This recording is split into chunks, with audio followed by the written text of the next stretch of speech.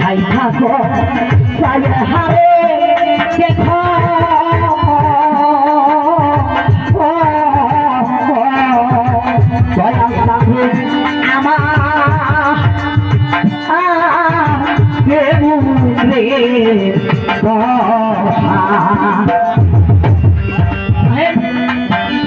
দয়াল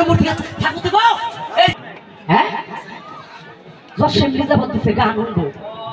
দামি মানুষ বুট খেলাইছে জিতছে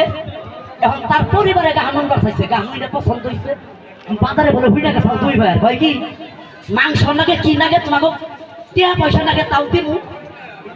ভালো 2 সেন্টে পিৎজা গাহানুন পানি জবান দিয়েছি আজকে তাপ নিয়ে যাবো ব্যক্তি হইতে